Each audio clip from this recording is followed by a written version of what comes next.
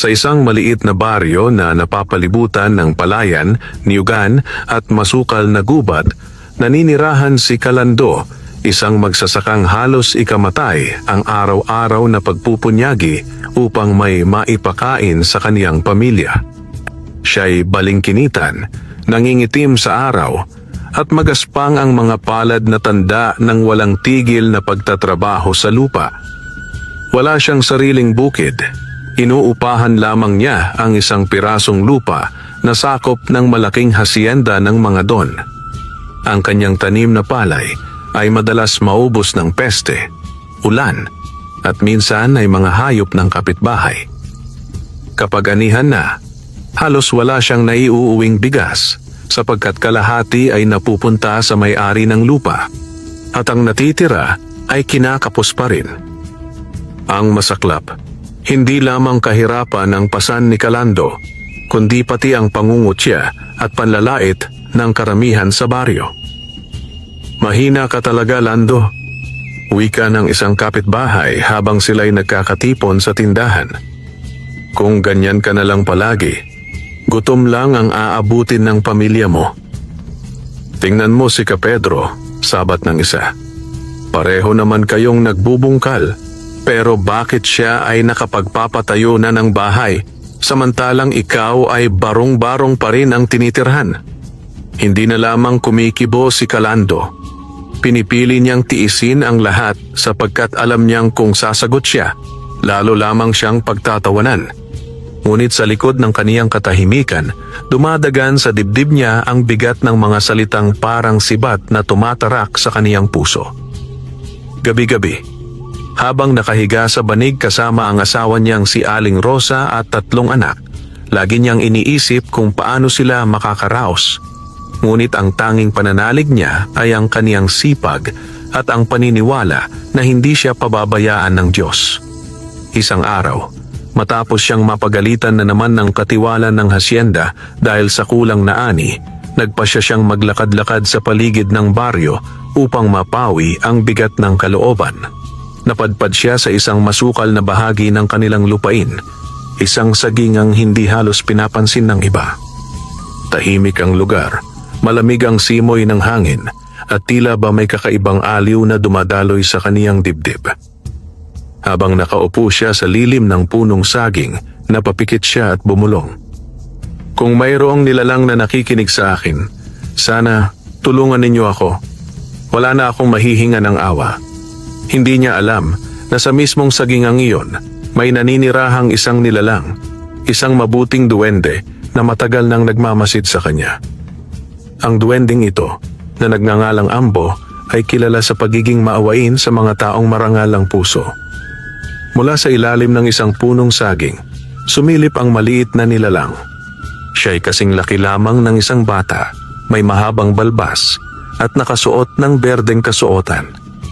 Tahimik siyang nakinig sa mga hinaing ng magsasaka. Kaawa-awa ang taong ito, bulong ni Ambo sa sarili. Walang ibang iniisip kundi ang kapakanan ng kaniyang pamilya. Ngunit bakit siya ay laging minamalas at pinagdadamutan ng lipunan? Sa gabing iyon, nagdesisyon si Ambo. Lumapit siya kay Calando habang ito'y nakahiga sa ilalim ng punong saging, halos nakatulog sa pagod. Dahan-dahan siyang nagsalita sa tinig na malumanay at musika sa pandinig. "Lando." Nagising ang magsasaka at agad na patingin sa paligid. "Sino yan?" nanginginig na tanong niya. "Ako si Ambo, ang duwende ng sagingang ito. Matagal na kitang minamasdan. Narinig ko ang iyong mga daing. Huwag kang matakot, sapagkat ako'y kaibigan." Nanginginig si Calando, ngunit dama niya ang kakaibang kabutihan sa tinig ng nilalang. Ikaw ba'y duwende? Hindi ba't kayo'y madalas nananakit ng tao?" Ngumiti si Ambo at umiling. "Hindi lahat ng duwende ay masama. May mga tulad ko na handang tumulong sa mga taong marangal at tapat. Lando, nais kong tulungan ka." Parang biglang nabuhusan ng malamig na tubig ang pagod na katawan ni Calando. Hindi niya alam kung panaginip o katotohanan ang kanyang naririnig. Ngunit sa puso niya, may umusbong na munting pag-asa. Naglalagablab pa ang bughaw kahel na langit sa dapit hapon nang humupa ang kaba ni Calando. Nasa lilim siya ng punong saging, humahaplos ang malanisag na hangin sa pawis niya at sa harap niya, nakatayo ang maliit na nilalang na may matang parang bituing nagliliwanag sa anino. Si Ambo, ang duwendeng nagpakilalang bantay ng sagingan. Kung totoo ka nga, bakit ako? Mahinang wika ni Calando, parang natatakot na baka maglaho ang kausap pag lumakas ang boses. Maraming mas karapat-dapat kaysa sa akin. Karapat-dapat ka dahil hindi mo sinasaktan ng lupa, sagot ni Ambo, nakasandal sa katawan ng saging. Nakita kitang dumampot ng nalaglag na tangkay para gawing panggatong imbes na pumutol ng sariwa. Nakita kitang magdasal bago mag-ani kahit kapos ka. At higit sa lahat, hindi ka nanlalamang. Pinagmasdan ni Calando ang mga palad niya. Magaspang. May mga hiwang pinasukan ng lupa't pawis at saglit na napakuyom. Kung makatutulong ka, Anya, tatanggapin ko para sa asawa kong si Rosa at sa mga anak ko. Ngumiti si Ambo at parang may malinaw na kalansing ng maliliit na kampana ang hangin. Tutulungan kita pero may mga tuntunin. Anong tuntunin ka, Ambo?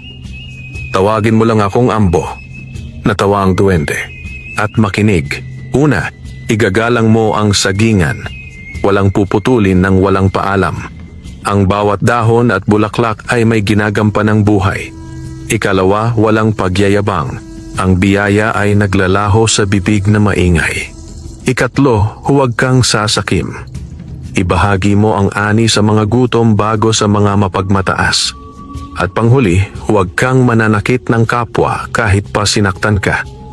Iba ang hustisya namin sa hustisya ng tao at hindi na natin kailangang pagsaluhan ng galit. Napakurap si Calando. Kaya ko yan, Anya. Subalit paano ang mismong tulong? Humakbang si Ambo sa ugat na nakaalsa sa lupa at tinapik ito ng marahan. Bukas bago sumikat ang araw, dalhin mo ang isang batya ng malinis na tubig, 3 pirasong bigas, at dahon ng saging na walang punit. Ilagay sa paanan nitong puno. Ito ang ina ng sagingang ito. Sabihin mo, sa lupa at liwanag, paunlarin ang buhay. Huwag kang lilingon habang naglalakad palayo.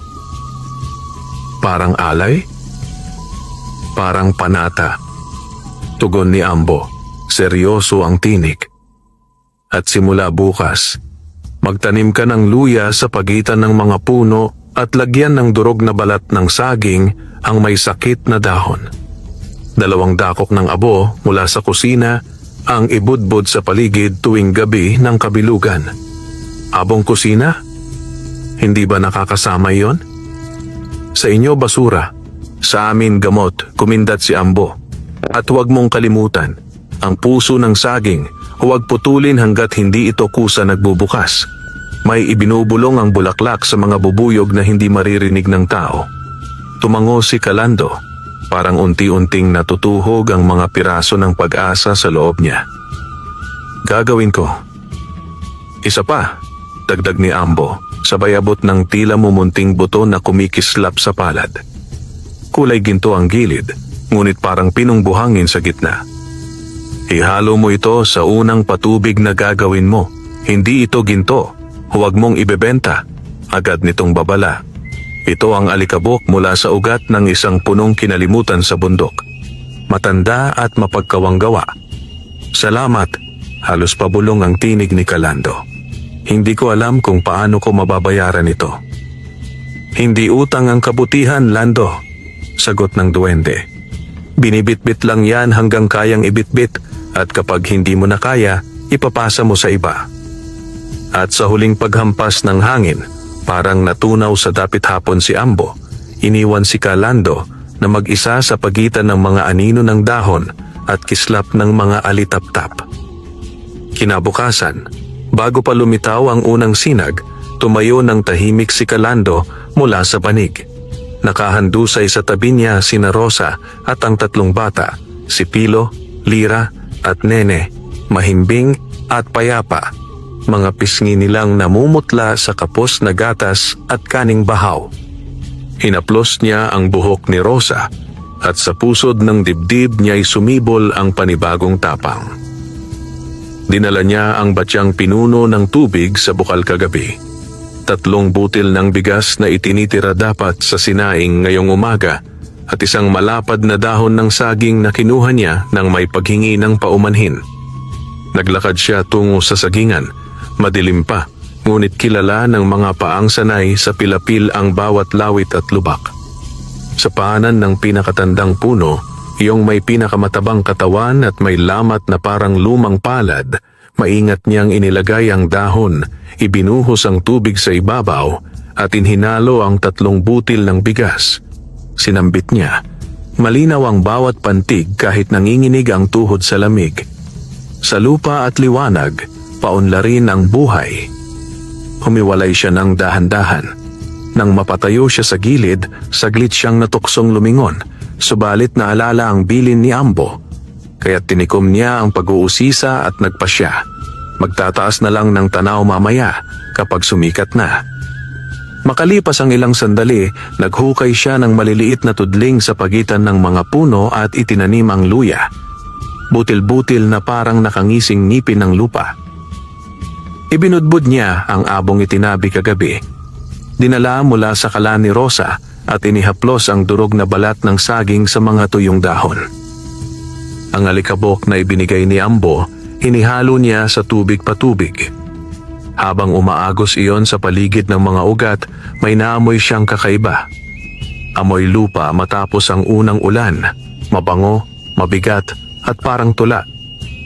Bago pa man dumilim muli ang gabi, napadpad sa sagingan ng liwanag.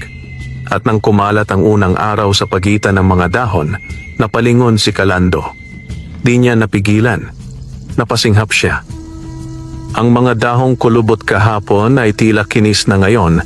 May sariwang berde na parang pinahiran ng langis ng araw. Sa dulo ng ilang puno, may mga bulaklak na masaganang nakalaylay, waring sumasayaw sa hangin. At sa ibang puno, may nagsisimulang kumpol ng prutas na kahapon ay parang pangakong mailap pa. Rosa, sigaw ni Calando, hindi mapigilan ang tuwa at saka napahinto. Naalala ang pangalawang tuntunin. Walang pagyayabang, ang biyaya ay naglalaho sa bibig na maingay. Pinisil niya ang sariling labi. Kalma, bulong niya sa sarili. Kalma. Hindi lihim sa baryo kung anong nangyayari sa sagingan. Kahit tahimik si Calando, mabibigat ang mga mata ng kapitbahay. Sa tindahan ni Aling Pasing, kung saan nagbibilad ng tsismis na parang tinapa, sumambulat ang usapan. Napansin mo ba ang sagingan ni Lando?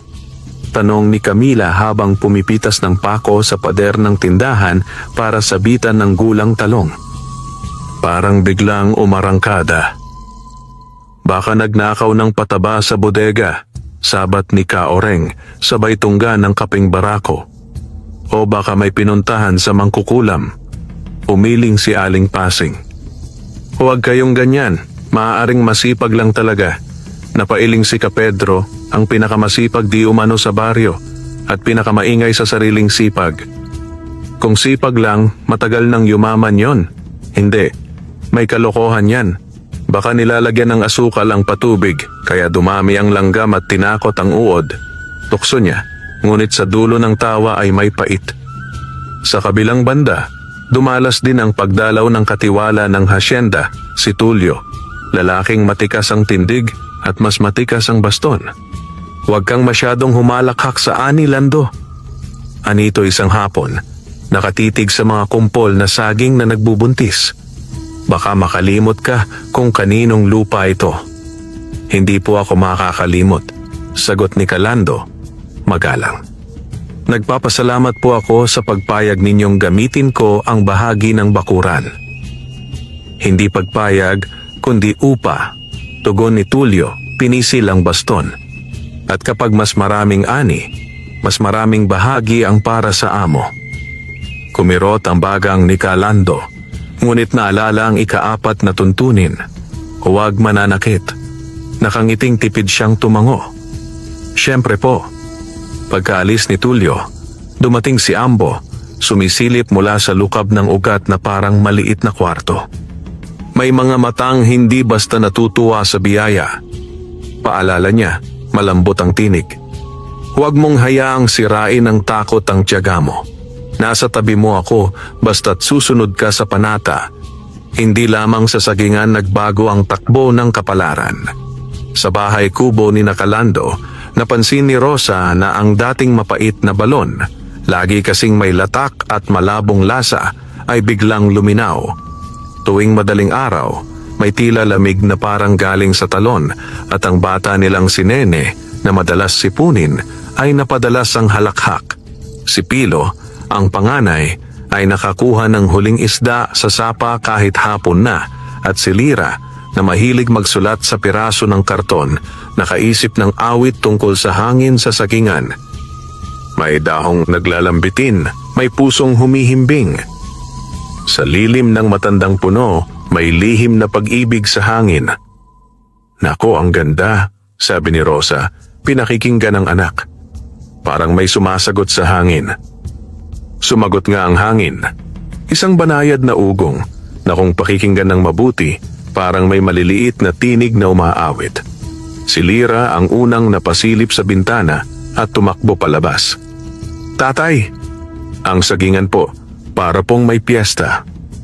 Kumikinang sa mga gilid ng dahon ang mga alitaptap kahit tanghali at ang mga bubuyog ay dumapo.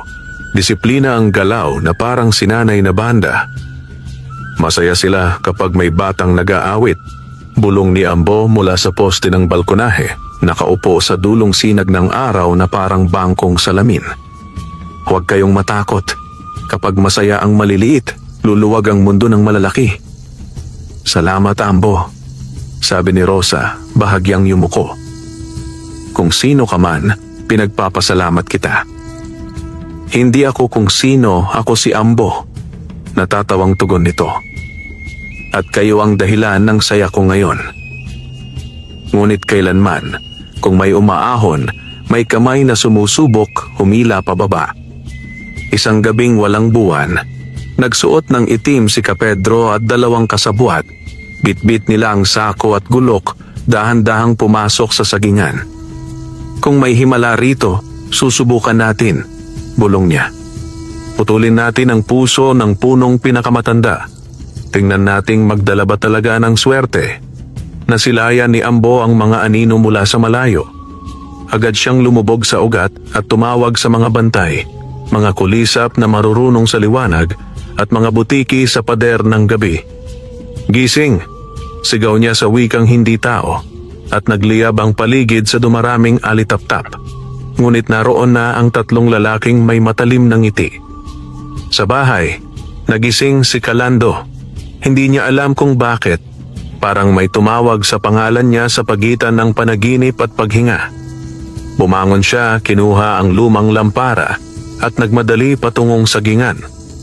Sa unang hakbang pa lang sa damo, nakita na niya ang mga aninong gumagalaw.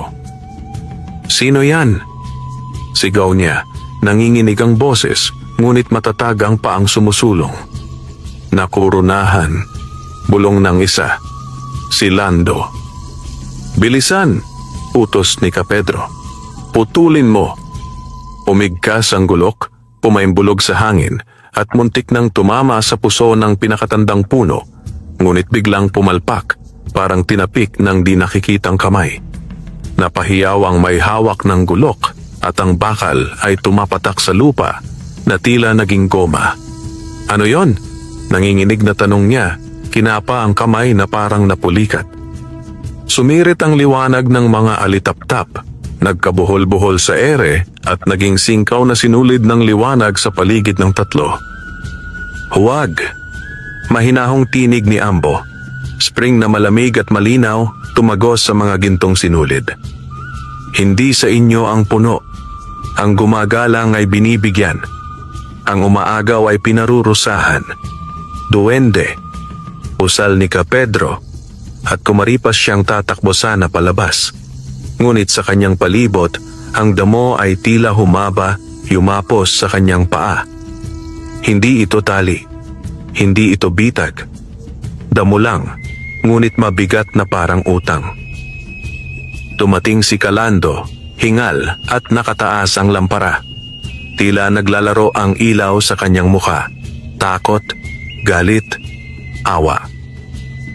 "Kapedro, Anya, anong ginagawa niyo rito?" "Kinukuha ang nararapat sa amin." Singhal ni Kapedro, pilit inaangat ang paa. "Bakit ikaw? Bakit biglang ikaw?" "Wala akong inaagaw," sagot ni Calando, pinipigil ang panginginig ng kamay. "Kung may dumating na biyaya, hindi iyon dahil mas magaling ako. Baka dahil mas maraming kailangang pakainin ng mga anak ko. Pero kung gusto mo, maghahati tayo sa unang ani. Pakiusap lang, huwag mo nang saktan ang puno." Humalakhak si Kapedro, ngunit nanlambot ang tawa, nawarak sa hangin. "Palaboy," bulong niya, "nanghihina ako." At sa unti-unting pagluwag ng damo, nakatayo siya, pagod, pawis at may bahagyang hiya na ayaw aminin. "Umalis na kayo," mahina ngunit mariing sabi ni Calando. "Bukas, kung may kailangan kayo, pumunta kayo sa bahay. Walang sako, walang gulok." Isa-isa silang umurong. Bago lumubog sa dilim, lumingon si Kapedro. "Titingnan natin," sabi niya, boses na walang tiwala kung kanino, sa sarili o sa mundo. Pagkaalis ng tatlo, lumutang sa gilid ng lampara si Ambo. "Hindi madali ang pinili mong daan, Anya. Mas madaling gumanti kaysa umunawa." "Gusto kong maging karapat-dapat," sagot ni Calando, ibinaba ang lampara sa tabi ng puno. "Hindi dahil sa takot, kundi dahil gusto kong mabuhay ng maayos ang pamilya ko at ang sagingan."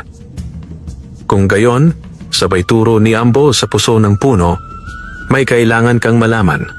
Kapag dumating ang unang ani, may isang kumpol na hindi mo dapat kainin, ibenta o ipamigay. Itago mo ito sa ilalim ng sahig ng bahay niyo sa loob ng 7 gabi. Sa ika-8 umaga, ibalik mo rito sa paanan ng puno kasama ng 3 pirasong asin at dahon ng gabi. Ito ang pakli, ang bahagi ng ani na ibinabalik sa ugat para hindi maputol ang pasasalamat." "Parang buwis?" pabirong tanong ni Calando, kahit ramdam ang bigat ng seremonya. "Hindi buwis," sagot ni Ambo at napangiti. "Balik bihis ng biyaya. Kung ano ang binihisa ng lupa, ibinabalik mo para hindi ito mamalamig." Tumango si Calando. "Gagawin ko." "Isa pa," dagdag ni Ambo, at ang tinig niya ay bahagyang humina, parang baliw na alon. "May dumarating na araw ng kabilugan. Sa gabing yon, may tutuksong magbenta sa iyo ng murang pataba, sako-sakong pangako. Huwag mong kukunin. Huwag mong papasukin sa bakura ng taong iyon." "Bakit?" "Dahil hindi pataba ang laman ng sako," malamig na tugon ng duwende, "kundi inis, inggit at utang na hindi nasusukat sa timbang. May mga bagay na mas mura sa simula pero sa dulo, ikaw ang binibili." Napakurap si Calando, ngunit tinandaan ang babala. Lumipas ang mga araw na may linaw at ulan, may huni at katahimikan. Sa bawat umaga, inuulit ni Calando ang panata, tubig, dahon, 3 bigas, at tuwing gabi, sinusuyod ng tingin ang sagingan, tinitingnan kung aling dahon ang nangungulila, kung aling puno ang nangangailangan ng haplos ng abo. Si Rosa na may natutong gumawa ng nilupak mula sa unang pinitas na saging na hindi bahagi ng pakli, at ibinahagi ito sa 2 matandang kapitbahay na dati nagbubulungan kapag dumaraan sila. Si Lira ay kumata ng isa pang awit, at si Pilo natutong gumamit ng itak hindi upang pumutol, kundi upang hubugin ang patubig. Si Nene, na laging may sipon, ngayon ay tumatakbo sa pagitan ng mga puno, na parang alitaptap sa tanghali. "Ambo," sabi ni Calando isang hapon, "paano kung dumating ang araw na kukunin nila lahat ng ito? Walang kukuha ng bagay na hindi niya kayang alagaan," sagot ni Ambo. "At kahit kunin nila ang prutas, hindi nila makukuha ang ugat kapag nakaugat ito sa tama. Iyon ang tungkulin mo, ang mag-ugat." "Paano ang puso ko?" Mapait na ngiti ni Lando. "Marupok." "Ang marupok na puso," sagot ni Ambo. Tumutugtog ang boses na parang pawid sa hangin, ang pinakamabilis matutong maging matibay kapag hinipan ng tamang hangin. Napatawa si Calando. "Poetang duwende." "Hindi," sagot ni Ambo, sabay kindat. "Magsasakang maliit." Dumating ang gabing pinangako ni Ambo, kabilugan ng buwan. Puting pilak ang ilaw na bumubuhos sa sagingan. Binabasa ang bawat dahon ng mapusyaw na ningning. Habang nagtatali si Calando ng lubid sa ilang puno para sa suportang hindi masisira ng hangin, may umalingaw-ngaw na yabag sa pilapil. Tumingala siya, at sa di kalayuan, may lalaking paparating, may karitong kahoy, at kalimbang nakaluskos.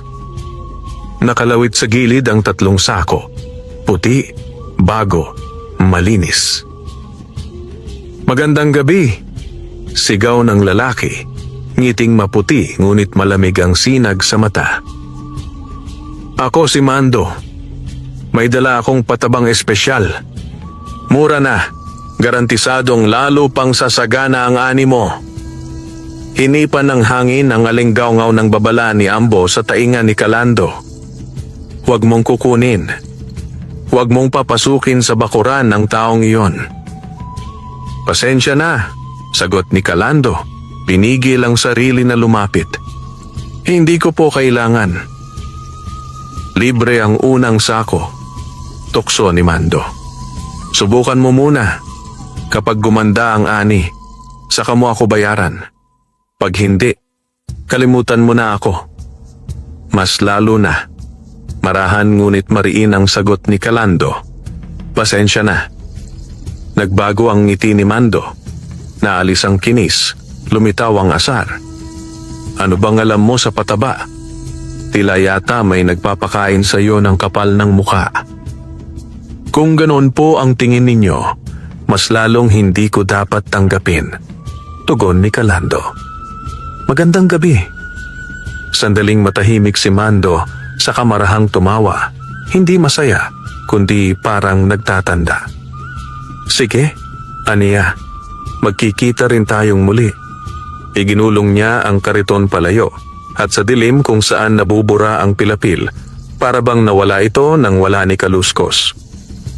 Lumapit si Ambo, nakasunod sa liwanag ng buwan. "Magaling," sabi niya. "Pinili mong huwag patulan ng murang pangako." "Takot lang," amin ni Calando at napahinga ng malalim. "Pero salamat sa paalala." "Hindi dahil sa takot," sagot ni Ambo at tumingin sa buwan. "Dahil marunong ka ng kumilala kung alin ang tunay na pagkain ng lupa at alin ang kumakain sa kanya." Ilang araw matapos ang kabilugan, dumating ang unang tamang pitas. Malalaki ang kumpol, masinsin ang laman, at ang balat ay may dilaw na hindi basta nakikita sa karaniwang saging ng baryo. Maingat na pinutol ni Calando ang unang kumpol. Hindi ang pakli, kundi isang kumpol na ibabahagi niya. Tinawag niya ang mga bata, at si Rosa ang nagbitbit ng basket. "Ito ang unang bunga," wika ni Calando, tinig na nagpipigil ng luha. "Hindi atin to lahat." Naglakad sila mula bahay patungong bahay. Kay Kaoreng, kay Aling Pasing, sa matandang mag-asawang sina Lolo Tasin at Lola Edna, at nagabot ng saging, may ngiti at simpleng pagbati. "Para po sa inyo."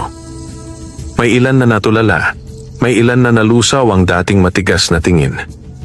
"Salamat," wika ni Aling Pasing. Humahagikik ang mga mata. "Kanina lang, nagtataka kami. Pero ngayon, ang bango ng bahay ko, parang pista." Si Ka Pedro, na pinuntahan din nila ay nagkunwaring walang naririnig ng unang kumatok si Calando. Panglawang katok, tulog pa raw. Pangatlo, bumukas ang pinto. Anong kailangan mo? Ito, abot ni Calando ng kumpol. Para sa inyo. Sandaling nagtitig ang dalawa, kasaysayang maikli ngunit mabigat. Ang gabing may gulok, ang damong nanilay, ang kahihiyan at ang alok na hati. Dahan-dahang kinuha ni Kapedro ang saging. Bakit? Dahil hindi ito tunay na lasa kung kami lang ang kakain. Sagot ni Calando. Walang salitang sumunod. Tanging isang tipid na tango, saka ang marahang pagsarado ng pinto. Ngunit sa may siwang, nakita ni Lando ang isang matandang babae sa loob, marahil ina ni Kapedro, nang umiti, munting kumpas na para bang humihingi ng tawad para sa anak. Pag-uwi, inilabas ni Calando ang pakli, ang kumpol na nakatakdang itago. Iniligpit nito sa ilalim ng sahig, sinabayan ng dasal na natutunan sa sariling dibdib. Kung anong galing sa lupa ibabalik. Bakit natin itinatago? Tanong ni Pilo. Para magpasalamat, sagot ni Lando. At para maalala natin na may ugat ang lahat ng bunga. Sa gabing iyon, habang tahimik na natutulog ang baryo, may aninong humimpil sa labas ng bakod ni Lando. Hindi siya si Kapedro, hindi rin si Tulio. Ito yaong lalaking nagngangalang Mando, ang may karitong hindi umuugong sa pilapil. Nakatingin siya sa sagingan, at sa kamay niya ay kumikinang ang isang pulbos na itim, parang abo ng nasunog na lihim. Kung hindi mo tatanggapin, bulong niya, malamig at payapa, may paraan pa ring makarating sa ugat ang gusto kong ipainom. Itinaas niya ang kamay, at sa isang ihip, ang pulbos ay sumayaw sa hangin. Ngunit bago pa ito dumikit sa unang dahon, may pumutok na liwanag. Daang alitap-tap ang lumutang at gumuhit ng bilog, at sa gitna ng bilog, lumitaw si Ambo. Maliit, matikas, at may matang muntik ng maging kidlat. Hindi ito para sa iyo, sabi ni Ambo, hindi na malumanay. Ang sagingang ito'y may panata. Umalis ka. Ngumiti si Mando, tipid at malamig. Hindi ko kailangan pumasok. Ang hangin, pumapasok kahit saan. At sa pagtalikod niya, ang pulbos ay tila naghintay ng kahinaan. Sa loob ng bahay, nagising si Calando, parang napaginipan na may humihilahod na anino sa bakuran. Tumampot siya ng lampara. Sa gilid ng banig, nagmulat si Rosa. May nararamdaman ka? Oo, sagot ni Calando, tumitibok ang dibdib. Parang may humihingi ng tulong. Sa labas, dumapo sa bintana si Ambo, kumakatok sa salaming kawayan ng gabing tahimik. Lando, bulong niya.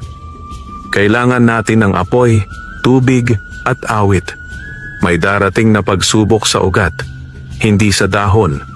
Huwag kang matakot, ngunit huwag ka ring magpabaya.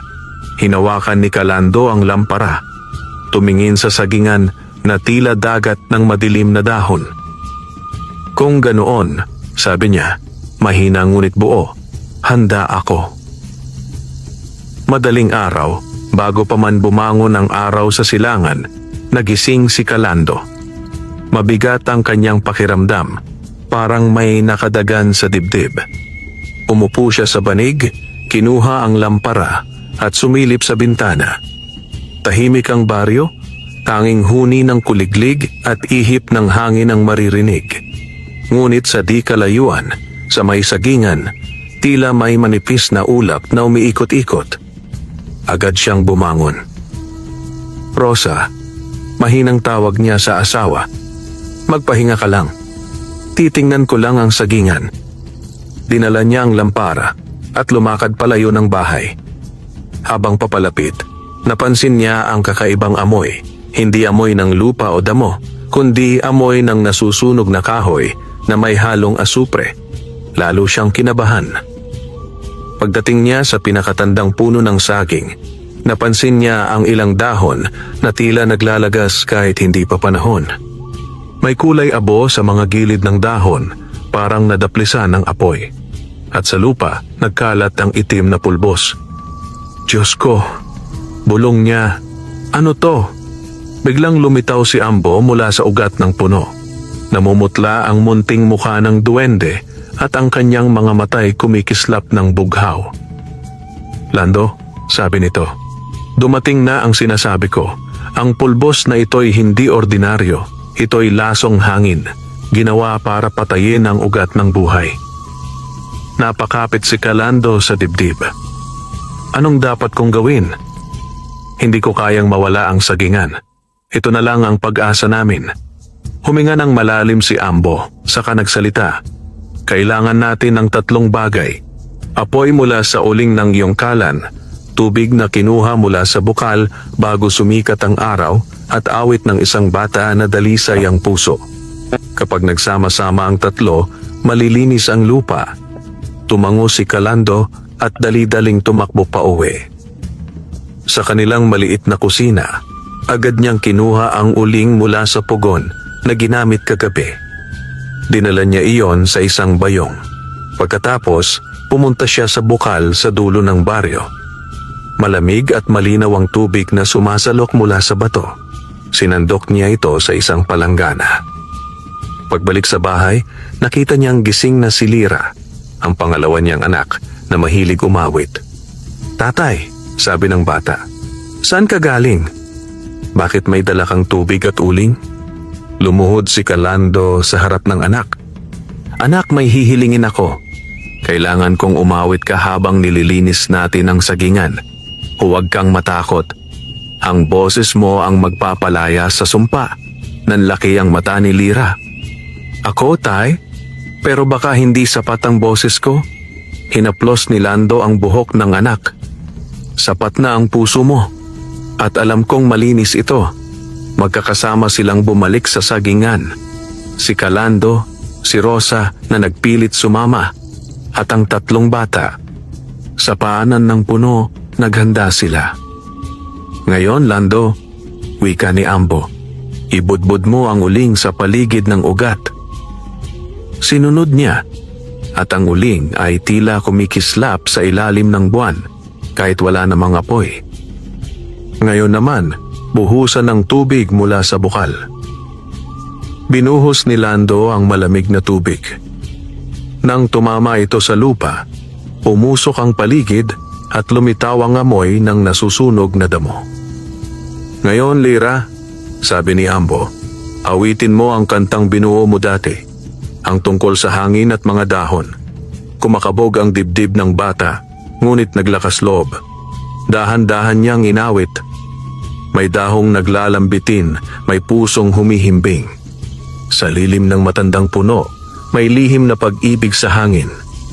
Habang umaawit si Lira, kumislap ang mga alitaptap sa paligid, tila nakikinig sa kanyang tinig. Ang mga dahon ng saging ay nagsimulang umindayog at ang usok mula sa lupa ay nagbagong kulay. Mula sa madilim na abo, naging bughaw at kumalat sa himpapawid. Unti-unti, nawala ang pulbo sa lupa. Ang mga dahon na natuyo ay muling nagkaroon ng kulay. Ang puno ay tila huminga ng malalim at ang buong sagingan ay parang muling nabuhay. Ngunit hindi pa tapos ang lahat. Mula sa di kalayuan, may mga matang nakamasid. Si Mando, ang lalaking nagdala ng pulbos, ay nakatayo sa anino ng mga puno sa gilid ng baryo. Nakita niya ang ginawa ng pamilya ni Lando at ni Ambo. Kung ganon, bulong niya, hindi pala basta-basta madadala sa lason ang magsasakang yon. Pero hindi pa ako tapos. May mas malakas pa akong dala. At saka siya naglaho sa dilim, iniwan ang malamig na pangakong babalik. Lumapit si Ambo sa pamilya. Ginawa ninyo ang tama. Hindi lahat ng tao ay kayang magsakripisyo ng uling, tubig at awit. Pero kayo, pinagsama ninyo ang lahat dahil sa pagmamahalan ninyo. Nakangiti si Calando, bagamat luhaan. Salamat, Ambo. Kung hindi dahil sayo, wala na sana kaming sagingan. Hindi ako, sagot ng duwende, kundi kayo. Ang lakas ninyo bilang pamilya ang siyang tunay na depensa laban sa kasamaan. At sa unang pagkakataon, dama ni Calando na hindi na siya nag-iisa. Hindi lamang siya magsasaka na pinagmamalupitan ng lipunan, kundi isang ama na may kakampi. Hindi lang sa kanyang pamilya, kundi pati sa mga nilalang na nakatago sa likod ng kalikasan. Umaga pagkatapos ng paglilinis, ang sagingan ay tila bagong gising na sanggol. Makinis ang dahon, mabango ang amoy lupa, at mas maingay ang mga bubuyog kaysa dati. Habang pinagmamasdan ni Calando ang banayad na pagindayog ng mga dahon, may dumapong kapayapaan sa dibdib niya na matagal na niyang hindi nadama. Parang huminga ang lupa, sabi ni Rosa. Nakasampay ang mga braso sa bakod. Huminga nga, sagot ni Ambo. Nakaupo sa umbok ng ugat na parang munting duyan. Kapag ang takot ay inilaglag sa tubig at ang galit ay sinunog sa apoy, may natitirang puwang para sa awit. Doon sumisingaw ang lunas. Nakangiti si Lira, nakahawak pa sa lalamunan. Masakit pa kaunti, tay, pero kaya. Hinaplos ni Lando ang ulo ni Lira. Huwag kang bibitaw sa awit mo, anak. Ang boses mo ang unang tumawid sa dilim kagabi. Sumunod na mga araw, unti-unting kumalat sa baryo ang balita. Gumaling ang sagingan ni Lando. May naghihinalang hiwaga, may nagsasabing tiyaga, at may iilang tahimik na natuwa. Sa tindahan ni Aling Pasing, dumami ang tumatambay, ngunit ngayon ay mas maingat ang tsismis, parang takot madulas ang dila at mabagsakan ng sariling bigat. Dinala ni Lando at Rosa ang sobrang pinitas sa ilang kapitbahay. Si Kaoreng, na palaging may maanghang na biro, ay napatahimik ng abutan ng 2 kumpol. Para sa asukal nyo sa kape, sabay tawa ni Lando. Kung wala, pwede ring pang-almusal. Tsk, sagot ni Kaoreng. Pilit itinatago ang ngiti. Sige na nga, salamat. Kahit si Kapedro ay sumilip minsan sa pinto ni Lando. May maitutulong ka ba sa akin sa patubig? Tanong nito, nakayuko. Ayaw tumingin sa mata. Tara, tugon ni Lando. 1 oras lang, tapos balik ako rito. At buong umaga, nagukit sila ng maliit na kanal sa pagitan ng palay at saging, habang si Pilo ay natutong sukatin ang agos gamit ang tingga at patpat. Kung sobrang bilis, paliwanag ni Lando, uubusin ng tubig ang lupa. Kung sobrang bagal, babara. Dapat tamang-tama lang, parang tao. Sa hapon dumating si Tulio, ang katiwala ng hasyenda. Matigas ang anino niya sa araw, parang poste sa gitna ng daan. Narinig ko, anya, na masagana ang ani mo, Lando. Mabuti, madadagdagan ang bahagi ng amo. Sumusunod po ako sa kasunduan, magalang na sagot ni Lando. Pero sana po, yung dagdag hindi sobra-sobra. Ngising sampay ang ibinigay ni Tulio. Ang sobra ay kung anong sasabihin ko. Itinukod niya ang baston sa lupa na papikit sa yabang. At may paalala, anumang pag-aayos sa patubig na tatawid sa lupa ng hasyenda, kailangan ng pahintulot. Sa gilid, pinisil ni Rosa ang laylayan ng palda. Mahigpit. Sa loob ng kanyang palad, parang may ibong nagwawala. Takot na may kasamang inis. Kung ganoon po, sagot ni Lando, dadaan na lang po sa gilid ng bakod namin ang patubig. Hindi ko sisirain ang kahit anong palitada ng hangin sa lupa ng amo. Umismid si Tulio. Bantayan mo ang dila mo, Lando. Baka pati hangin ay singilin ka. At umalis siyang tumatapat ang baston sa bawat hakbang. Tik-tak, tik-tak, parang orasan na naniningil. Nang wala na si Tulio, sumulpot si Ambo sa lilim ng puno.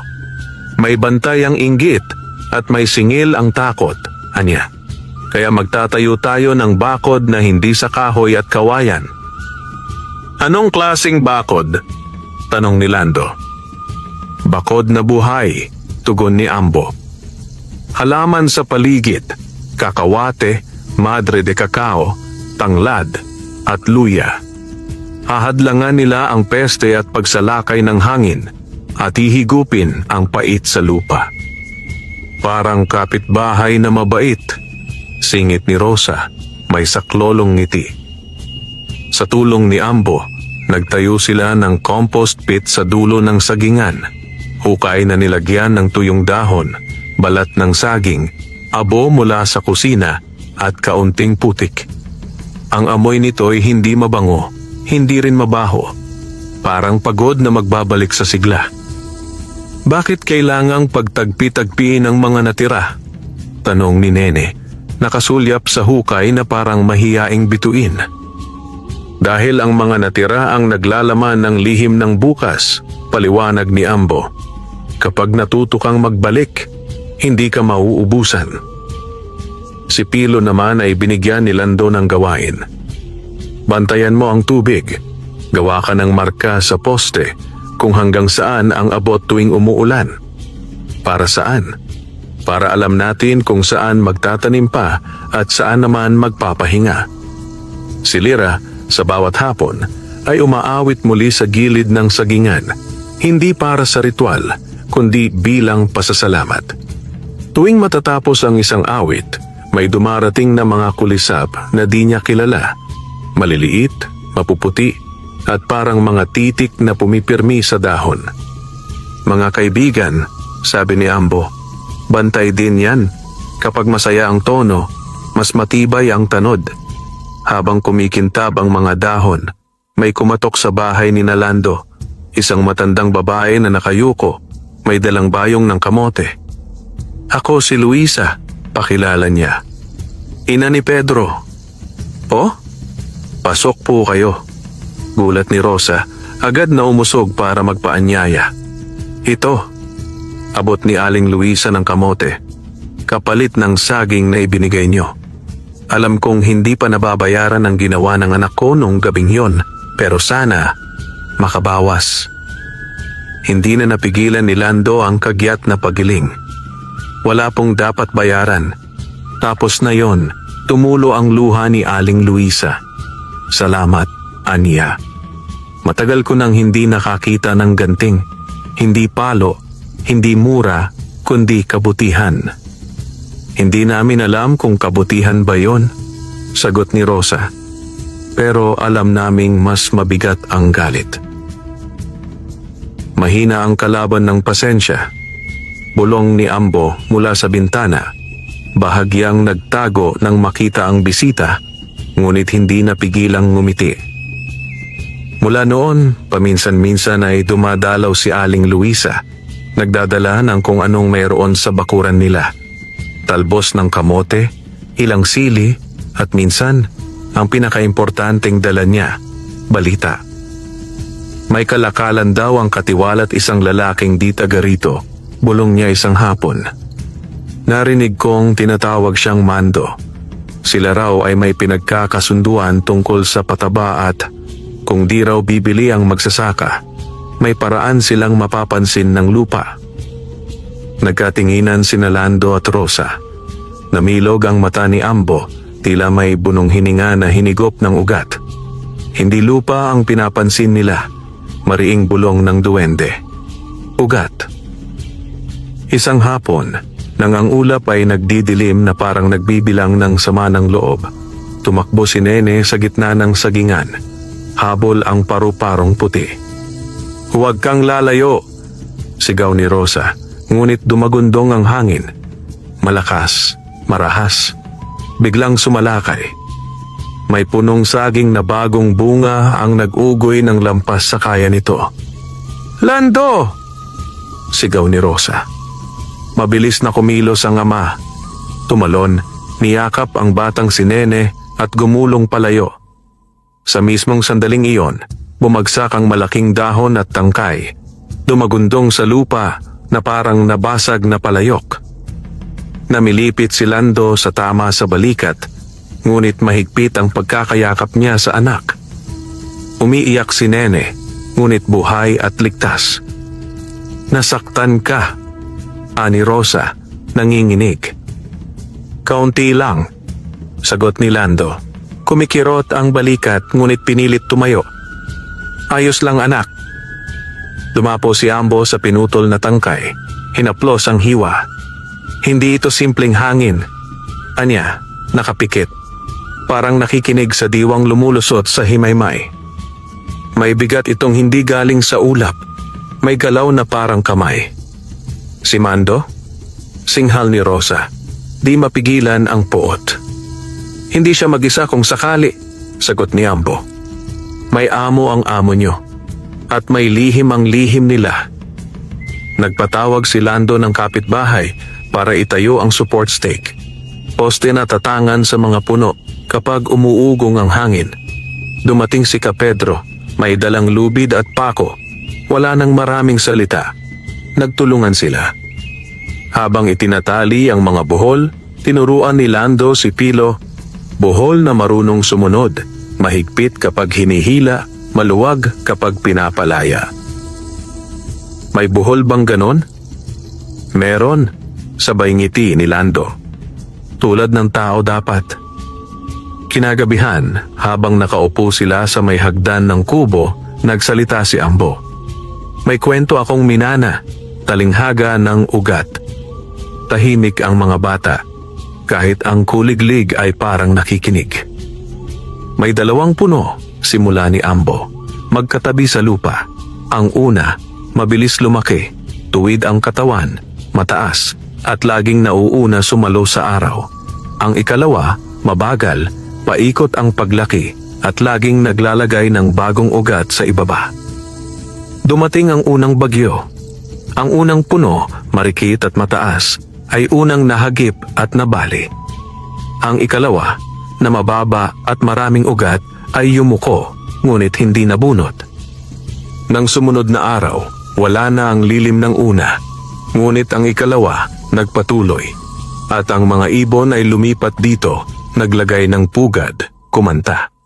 Ang aral, kapag ang lakas ay hinakot sa taas, madaling mahulog. Kapag ang lakas ay itinahi sa ibaba, mahirap putulin. Ganon ang gagawin natin? Tanong ni Lira. Ganon ang ginagawa nyo? Ngiti ni Ambo. Ang tanong, kaya ba ninyong ipagpatuloy kahit hindi kayo tinitingnan ng iba? Kayang-kaya, putol ni Rosa. Ngunit sa loob ay may pangambang ayaw niyang ipakita. Sumunod na linggo, nagpasiyang mag-anyaya si Lando. Magtipon tayo rito sa Sabado. Sino mang gustong matuto sa compost at patubig at kung paano magtanim ng luya at tanglad sa gilid. Ilan ang dumating? Hindi marami, pero sapat. Si Kaoreng, si Aling Pasing, ang mag-asawang Tasin at Edna, at 2 kabataang nais matuto. Si Kapedro ay dumating na parang nagkataon lang na napadaan. Humakbang siyang marahan, kamay sa batok, kahiya-hiya sa sariling paa. Walang bayad ito, saad ni Lando. Pero kung sakaling umubra sa inyo, gawin nyo rin sa iba. Turuan nyo rin yung susunod. Parang utang na walang resibo, biro ni Aling Pasing. Parang biyaya na may resibo sa puso, tugon ni Rosa, at nagtawanan sila, maluwag at payapa. Tinuruan sila ni Lando kung paano ang living fence, paano maghalo ng abo, balat ng saging at tuyong dahon. Si Ambo, tahimik na nagmamasid sa lilim, minsan ay sumisipol ng tunog na tanging mga bubuyog at mga alitaptap ang agad sumasagot. Sa dulo ng hapon, may bagong anyo ang gilid ng sagingan. Parang tahing hindi halata, ngunit matibay. Salamat, sabi ni Kapedro, halos pabulong. Kung may kailangan ka sa anihan, tulungan mo na lang akong bantayan sa gabi, sagot ni Lando. Hindi dahil sa takot, kundi dahil may trabaho pa ang buwan sa atin. Sa gabing ang buwan ay kalahati lamang ang muka, may dumaan sa pilapil, isang karitong kahoy na hindi umuugong. Si Mando, sa likod ng kanyang kariton, hindi mga sako ng pataba ang laman, kundi mga bote. May likidong kulay uling at may lumulutang na parang abo ng dahon. Huminto siya sa darating na sangandaan, kung saan ang daan patungong hasyenda ay tumatalilis sa kanan at ang daan patungong sagingan ni Lando ay lumilihis sa kaliwa. Mula sa kanan, isang aninong natatakpan ng sombrero ang sumulpot.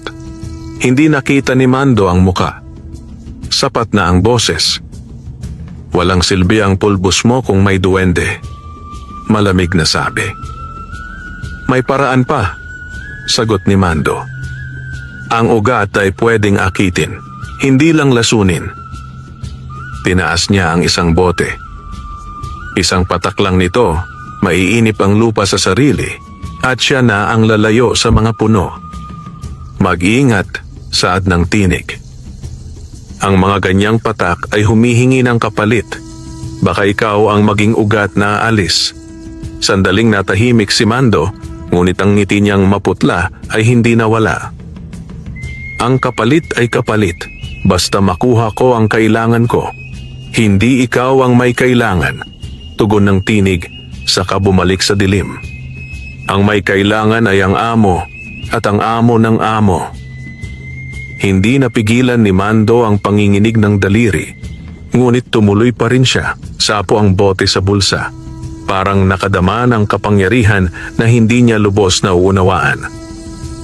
Kinabukasan, dumating si Tulio, ngayon ay may kasamang 2 tanod. May dalang papel, may selyo at pirma. Abiso, sabay sabit sa poste ng bakod ni Lando. Binasa ni Lando ng dahan-dahan, habang si Rosa ay lumapit at sumilip.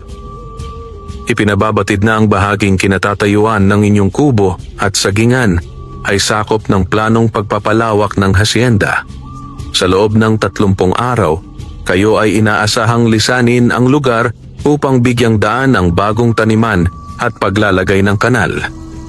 Hilalaan ang kompensasyon ayon sa itatakdang halaga ng pamunuan. Pagpapalawak? Bulalas ni Rosa, namutla.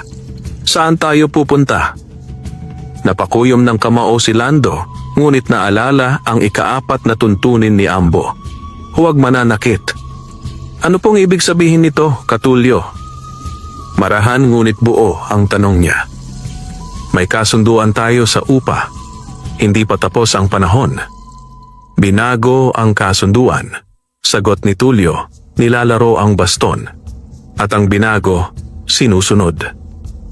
Nang umalis ang mga tanod, nanahimik ang bakuran. Maging ang mga bubuyog ay tila napagod. Mula sa lilim, lumabas si Ambo. Hindi siya ngumiti. Hindi rin siya nagbiro. Malaki ang kamay na kumikilos, Lando. Wika niya. Hindi lang sagingan ang gusto nila. Gusto nilang mapatid ang ugat mo sa lupa. Anong gagawin natin? Tanong ni Lando.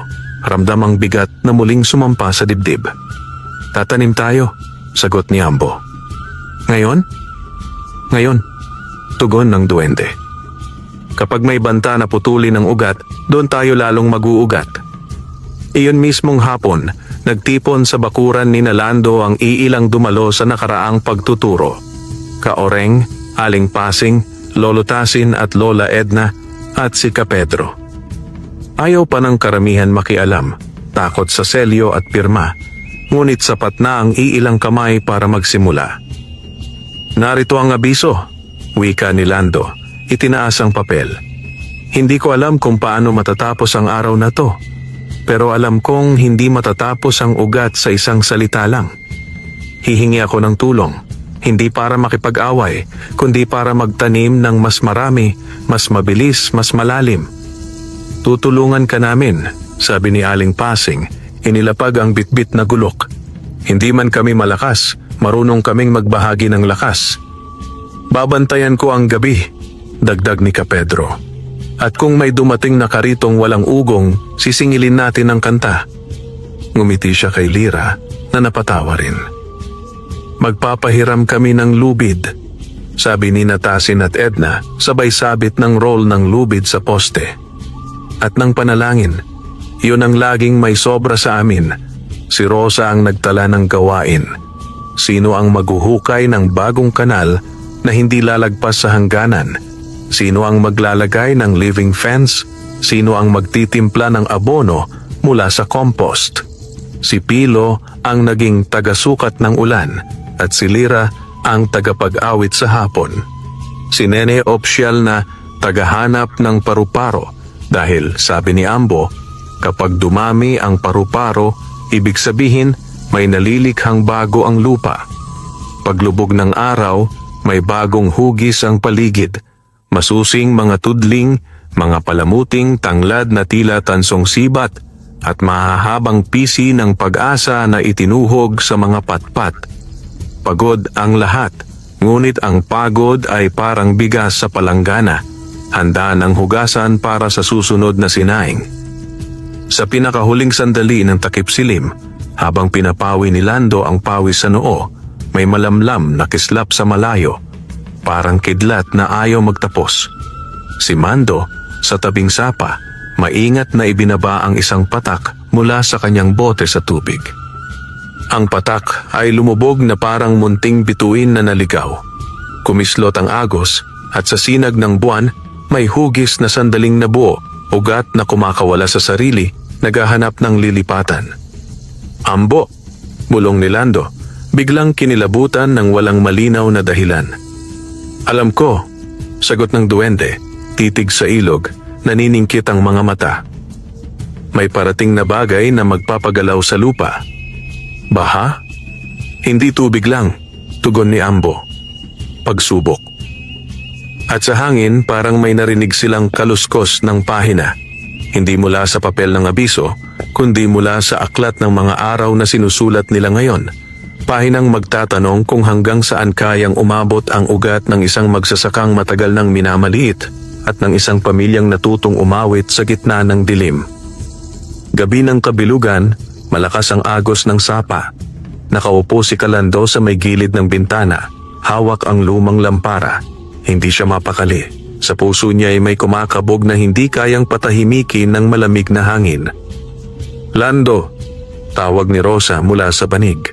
Magpahinga ka na. Bukas maaga na naman ang gawain. Hindi ko maipikit ang mata, sagot niya. Parang may gumagalaw sa ilalim ng lupa.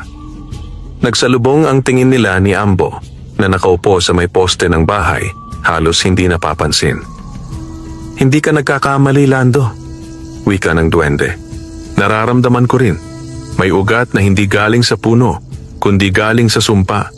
At gumagapang ito, hinahanap ang lupaing bibihag. Kinabukasan, bago pa man pumutok ang araw, nagpunta si Lando sa sagingan. Sa gilid ng pilapil, napansin niya ang kakaibang linya ng damo, parang bagong hinukay na ahas na gumagapang papasok. Nang lapitan niya, namilog ang mata niya. May mga ugat na kulay itim, makapal at mabalahibo, tila may buhay na hiwalay sa lupa. Kumakalat ito mula sa gilid ng sapa patungo sa pinakatandang puno ng saging.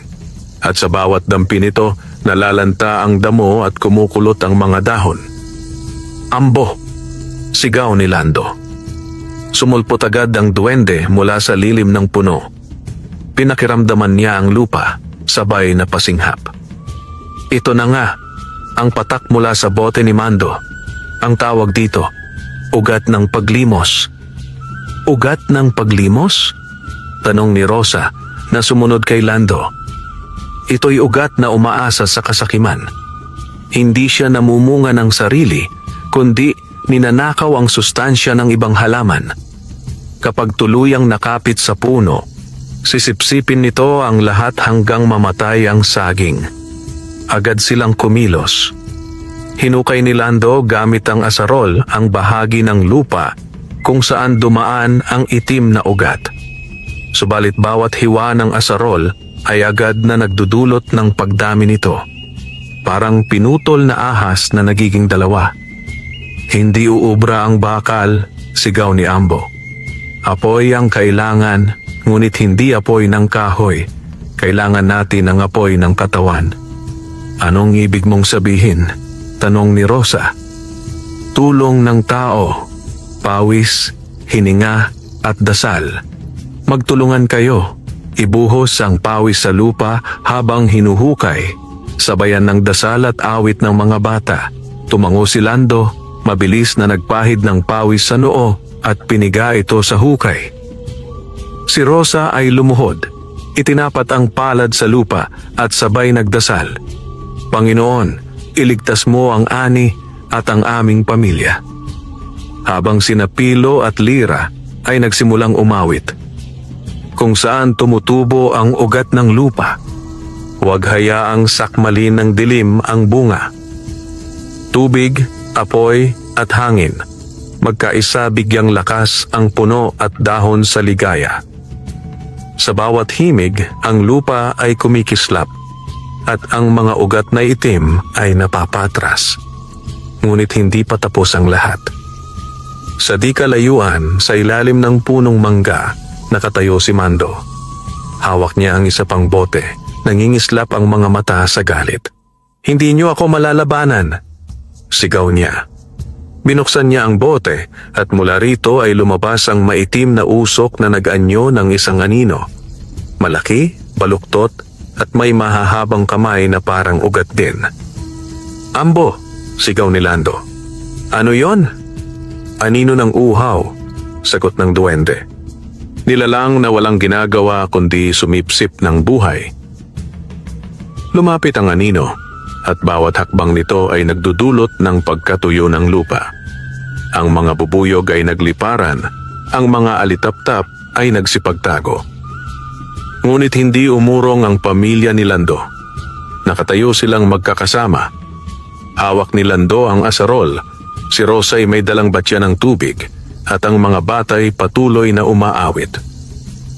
"Hindi kayo mananalo," sigaw ni Mando, nanginginig sa halakhak. "Sa dulo, lahat kayo'y aalis dito." Ngunit sa halip na matakot, tumingala si Lando. "Hindi kami aalis," mariin niyang sabi. "Dahil may ugat na kami rito, ugat ng dugo, pawis at awit." Sa puntong iyon, biglang lumiwanag ang pinakatandang puno ng saging. Ang bulaklak nito ay nagbukas at mula rito'y lumabas ang isang sinag na gintong nagmistulang sibat ng araw. Tinamaan nito ang anino at ang usok ay unti-unting nagkalas at naglaho sa hangin. Namilog ang mata ni Mando at ang bote nahulog sa lupa, nabasag. Ang likidong laman nito'y sumingaw, naglaho na parang alikabok. Hindi maaari!" sigaw niya. At bago siya tuluyang tumakbo palayo, iniwan niyang nakatanim ang pangakong babalik siya. Tahimik ang sumunod na sandali. Ang sagingan ay muling huminga at ang mga dahon ay umindayog, tila nakikigalak. Ang mga bubuyog ay bumalik at ang alitaptap ay muling nagliwanag. Lumapit si Ambo kay Lando at sa pamilya. "Napatunayan niyo na, hindi lamang halaman ang ugat ninyo, kundi pati pagmamahalan. At tandaan ninyo, hindi pa tapos ang laban. Ang mga tulad ni Mando ay may amo, at ang amo niya ay mas malalim ang ugat." Nang gabing iyon, nagtipo ng pamilya sa ilalim ng bahay kubo. Kumain sila ng pinakuluang saging, tahimik ngunit payapa. "Tay," tanong ni Pilo, "kung bumalik sila, kaya pa ba natin?" "Kung magkakasama tayo," sagot ni Lando, "walang hindi kakayanin." Tahimik nang ngumiti si Ambo, nakaupo sa tabi ng batya ng tubig. Ngunit sa kanyang mga mata, may bakas ng pangamba. Dahil alam niyang ang laban ay hindi lamang laban para sa lupa, kundi laban para sa kaluluwa ng buong baryo. Lumipas ang ilang araw matapos mapalayas ang itim na ugat, ngunit hindi tuluyang nawala ang pangamba.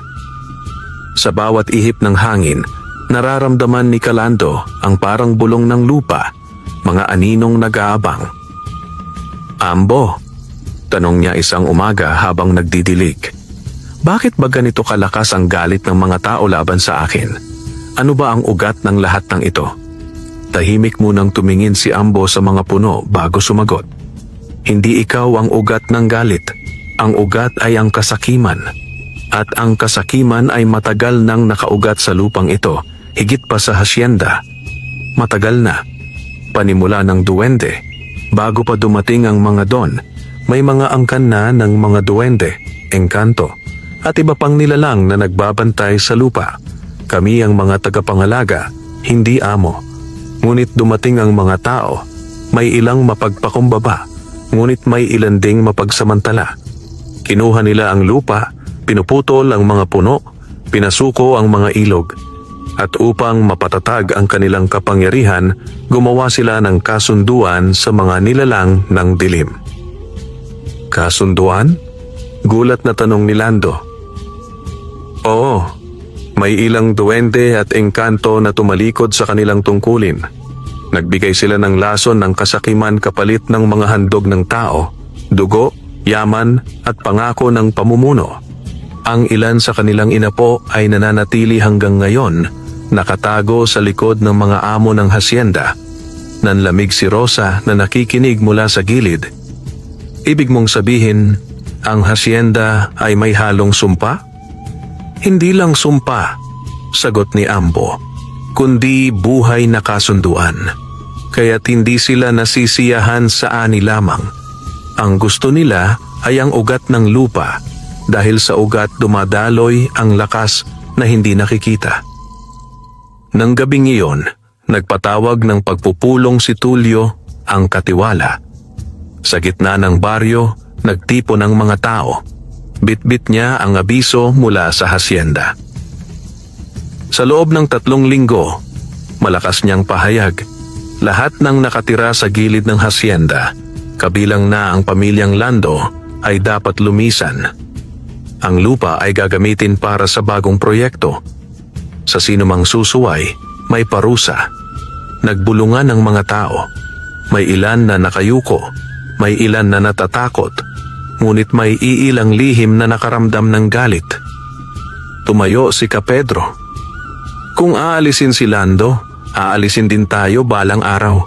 Hindi ba't lahat ng lupang tinatamnan natin ay pag-aari nila? Pedro, singhal ni Tulio, huwag kang manggulo. Ang batas ay batas. Ngunit sa pagkakataong ito, hindi na nanahimik si Lando.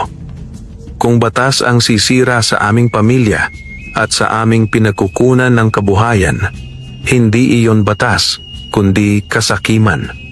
At kung aalisin kami, saan kami pupunta? Sa ilog? Sa hangin? Nagkaroon ng katahimikan. Ngunit sa mga mata ng ilan, may umusbong na tapang. Kinabukasan, dumating si Aling Pasing sa bahay ni Lando. Lando, sabi niya, kung aalisin ka, aalisin din kami. Pero hindi kami papayag. Ituturing naming bakod ang bakuran mo. Sumunod si Kaoreng, bitbit ang isang basket ng gulay. Hindi ako kasing tapang mo, pero kung lalaban ka, lalaban din ako. At isa-isa, dumating ang ilang mga kapitbahay, tahimik ngunit determinado. Hindi ko inaasahan to, sabi ni Rosa, luhaan.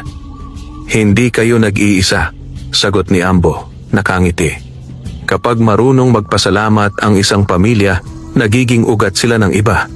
At kapag nagugat na ang kabutihan, mahirap nang bunutin. Samantala, sa kabilang dako ng hasyenda, nakaupo si Mando sa harap ng isang mesa. Kasama niya ang isang matandang lalaki na may matalim na tingin at mabigat ang boses. Hindi gumana ang unang pulbos, sabi ni Mando, nanginginig. Pero may mas malakas pa akong dala. Ang itim na bunga, isang binhi na kapag itinanim, sisipsipin ang lahat ng lakas ng lupa at magiging alipin ng sinumang tatangkilik sa bunga nito. Ngumiti ang matandang lalaki. Iyon ang hinihintay ko. Itanim mo ito malapit sa sagingan ni Lando. Kapag kumapit iyon, wala nang magagawa ang duwende o kahit ang buong baryo. Tumango si Mando, ngunit sa loob niya ay may kaunting pangamba. Sapagkat alam niyang bawat gamit ng itim na bunga ay may hinihinging kapalit, at ang kapalit ay maaaring siya mismo. Habang papalubog ang araw, nagtipon muli sa sagingan sina Lando, Rosa at ang kanilang mga anak. Nagdarasal sila sa ilalim ng pinakatandang puno. Tay, tanong ni Lira, kung dumating ulit si Mando, anong gagawin natin? Hinawakan ni Lando ang kamay ng kanyang mga anak. Hindi tayo aatras. Ang ugat natin ay hindi lamang sa lupa, kundi sa isa't isa. Kahit dumating ang dilim, Basta magkasama tayo, hindi tayo mawawala. Tumango si Ambo. At sa oras na iyon, hindi lang kayo pamilya, kundi ugat ng buong baryo. Ngunit sa malayo, sa tabi ng sapa, may umusbong na kakaibang halaman. Itim ang tangkay, at ang dahon ay parang apoy na nakabaligtad. Ang itim na bunga ay nagsisimula ng lumaki. Sa gilid ng sapa, malapit sa sagingan, unti-unting tumubo ang kakaibang halaman. Hindi ito tulad ng karaniwang damo o palumpong. Ang tangkay ay kulay uling, makinis at kumikintab kapag nasisinagan ng buwan. Ang mga dahon naman ay tila may apoy na nakabaligtad. Pulang-pula ang gilid, ngunit ang gitna ay itim na parang abo. Sa unang 3 gabi, lumago ito ng mabilis. Sa ika-4 na gabi, lumitaw ang isang kakaibang bunga. Bilog, kasing laki ng kamao, at may mga guhit na kulay pilak na kumikislap. Sa likod ng mga aninong nagtatago, nakamasid si Mando. Hawak niya ang kanyang sombrero at ramdam ang panginginig ng kanyang mga kamay. Ito na, bulong niya. Ang sandatang magpapabagsak sa kanila. Kinabukasan, habang nagbabantay si Calando sa sagingan, napansin niyang may ilang dahon na tila natutuyo kahit hindi tag-init. Lumapit siya kay Ambo. Ambo, sabi niya, parang may kakaiba na namang nangyayari. Kahit malakas ang patubig, may mga dahon na nangungulubot. Umiling si Ambo, nakikinig sa hangin. Nararamdaman ko rin, may tumutubo sa tabi ng sapa. Isang halamang hindi dapat umusbong. Kaya ba nito sirain ang sagingan? Tanong ni Rosa, nakabado na ring nakikinig. Hindi lang ang sagingan, seryosong tugon ng duwende. Kung lalakas ang itim na bunga, sisipsipin nito ang lahat ng lakas ng lupa. Hindi lang halaman, kundi pati mga hayop at sa huli, mga tao. Nagpatawag si Calando ng mga kapitbahay.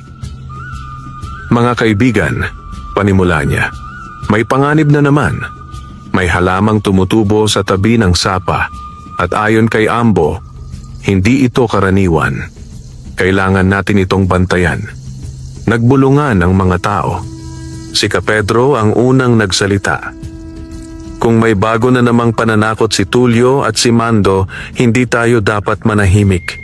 Hindi lang ito laban ni Lando. Laban ito ng buong baryo. Paano kung tama si Ambo? Dagdag ni Aling Pasing. Kung sisipsipin ng halimaw na yan ang lakas ng lupa, pati mga palayan natin mamamatay din. Kung ganoon, wika ni Lando, magbantayan tayo sa gabi, magtulungan tayo. Hindi dapat makalapit ang halamang iyon sa ating mga bukirin. Tumango ang ilan at nagsimulang magtakda ng mga oras ng pagbabantay. Sa unang pagkakataon, nagkaisa ang ilang taga-baryo hindi para sa chismis, kundi para sa pagtutulungan. Isang gabi, habang nagbabantay si Lira at si Pilo sa tabi ng sapa, bigla silang nakarinig ng bulong. Halika, halika rito. Napatingin sila sa itim na bunga. Kumukislap ito ng maliwanag na pilak at tila gumagalaw ang mga guhit sa balat nito.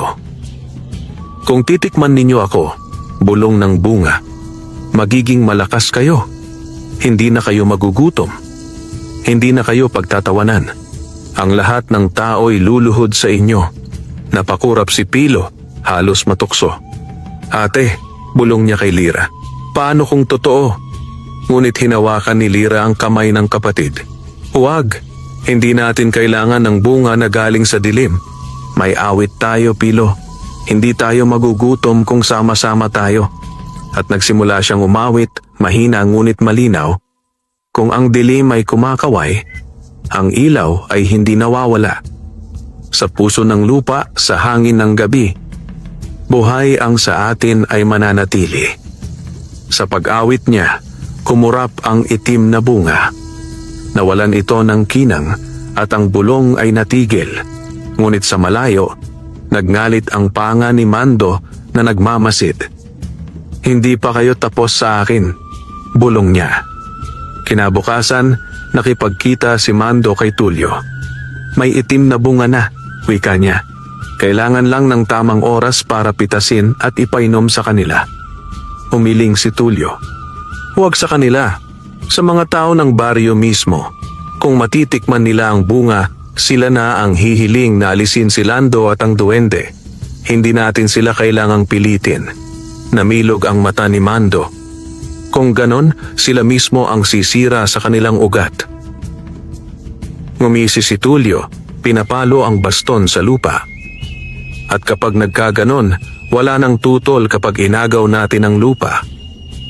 Gabi bago ang bagong buwan, dumating si Ambo sa bahay ni Nalando. Kailangan nating kumilos bago pa mamunga ng husto ang itim na halaman, babala niya. Kapag nalaglag ang bunga at kumalat ang buto, hindi na natin ito mapipigilan.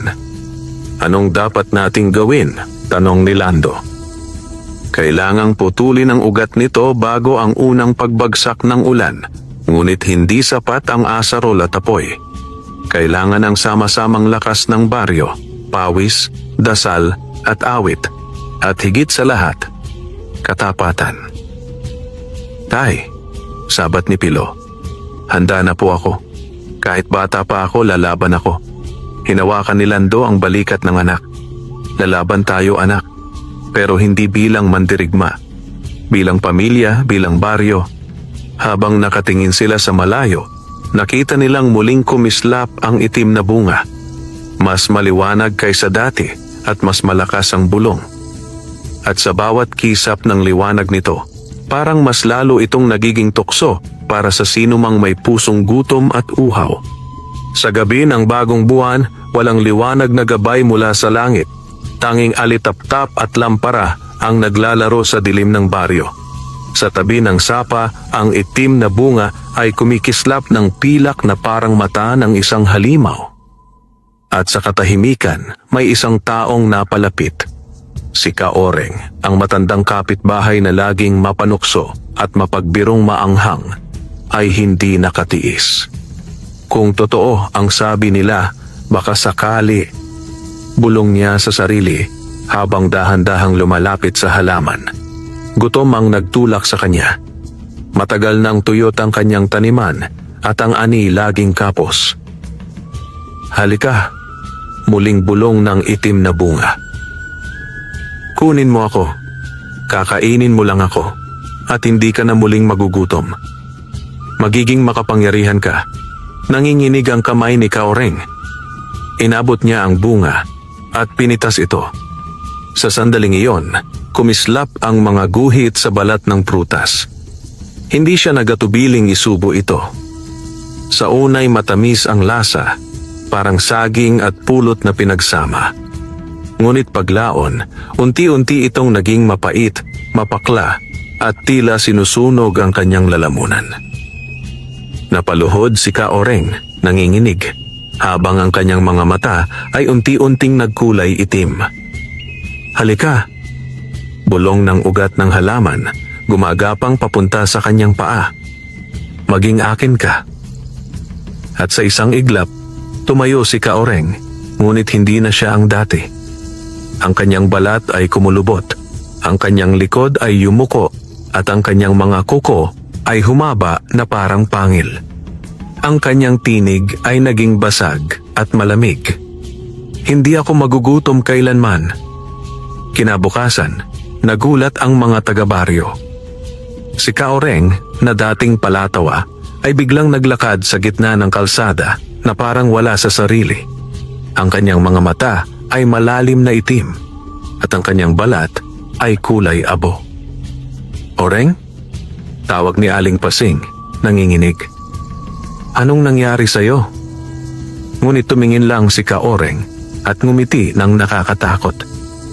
Masarap ang bunga at hindi ako magugutom kailanman. Kayo rin. Titikim din kayo. Nagkagulo ang mga tao.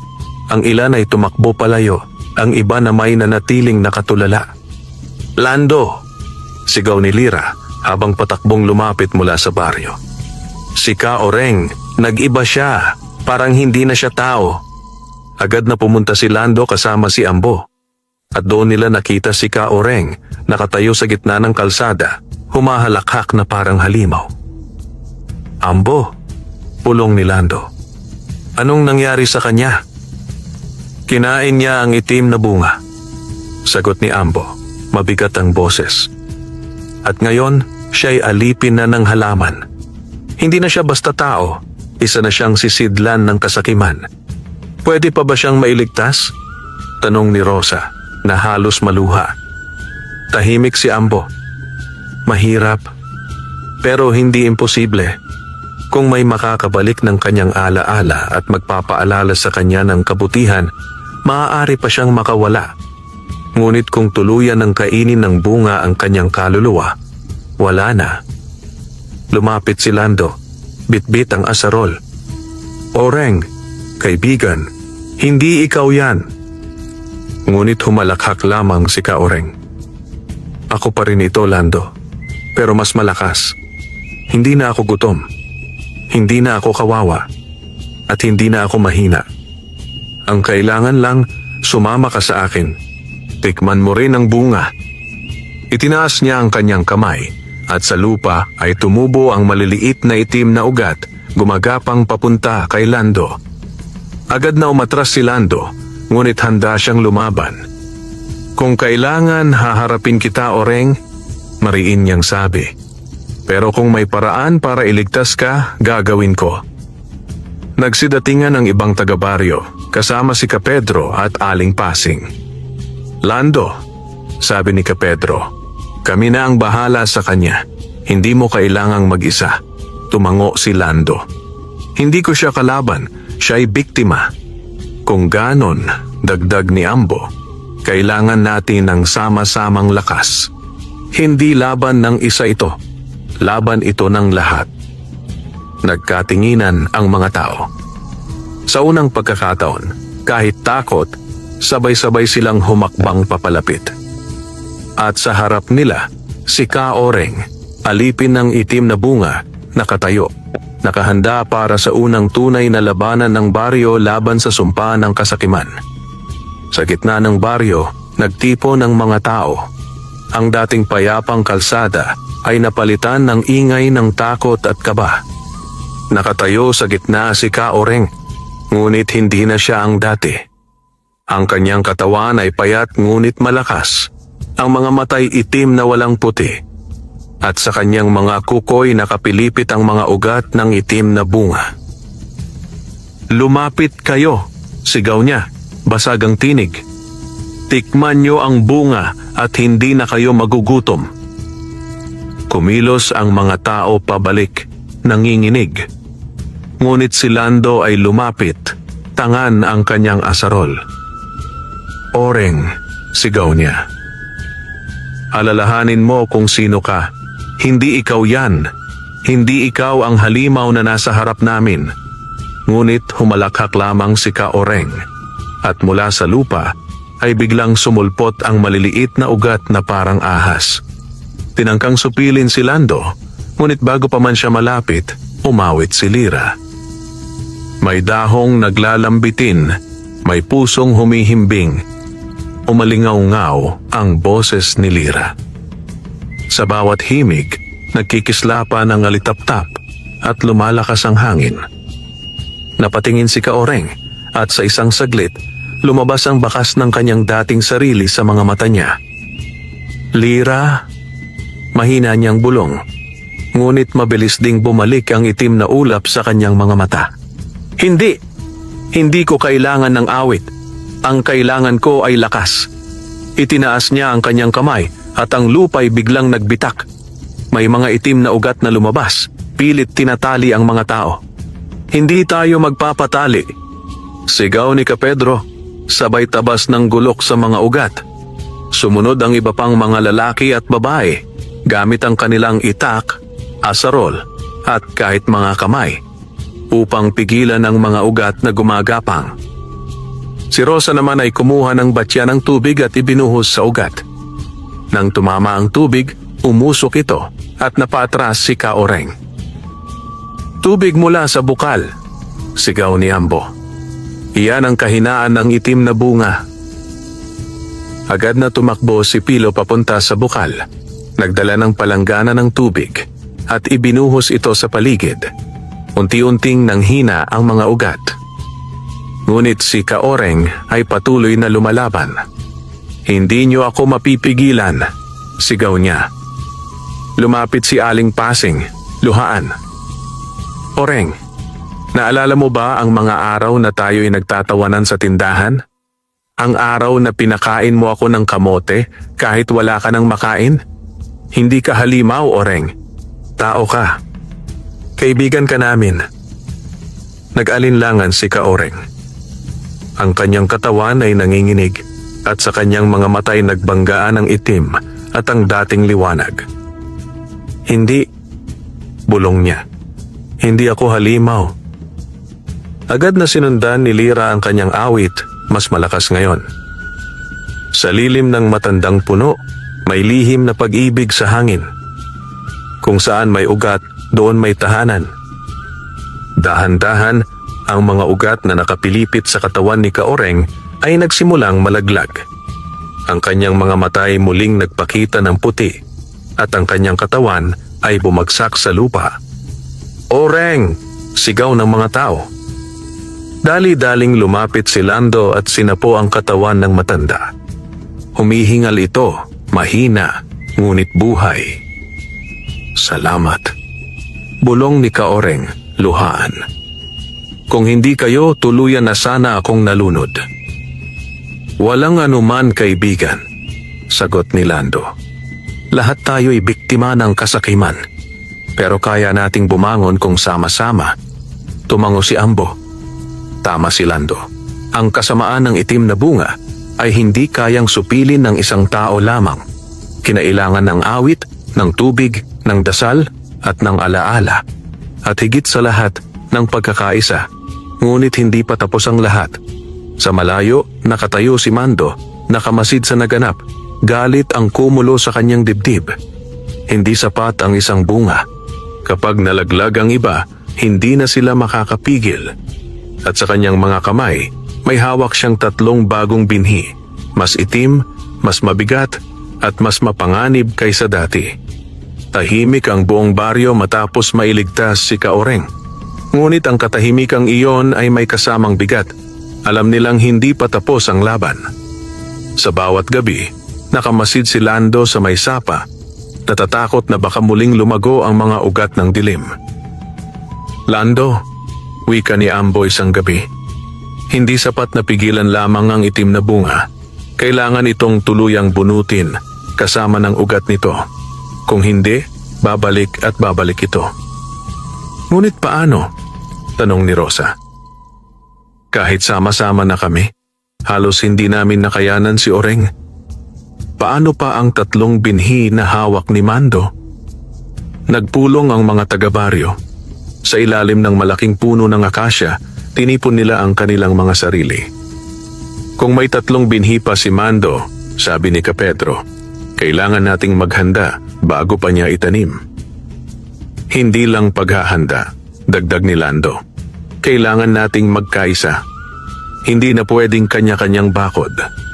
Kung gusto nating mabuhay, kailangan nating maging isang ugat." Tumango ang mga tao. Si Aling Pasing ang nagdala ng mga lampara. Si Lolo Tasin at Lola Edna ang naghandog ng kanilang mga panalangin. At ang kabataan naman ay nagsanay ng sama-samang pag-awit kasama si Lira bilang kanilang tinig na pinuno. "Kapag dumating ang dilim," sabi ni Ambo, "ang ilaw ng inyong samahan ang magiging sandata." Samantala, sa kabilang dako, itinanim ni Mando ang 3 binhi sa iba't ibang lugar. Isa sa tabi ng sapa, isa sa gilid ng palayan, at isa malapit mismo sa bakuran ng sagingan. Sa bawat hukay, nagbabadya ng masamang enerhiya ang lupa at ang mga binhi kumikislap ng pula bago tuluyang matabunan. "Huwag niyong hintayin na mamunga ako," bulong ni Mando, halos baliw sa halakhak.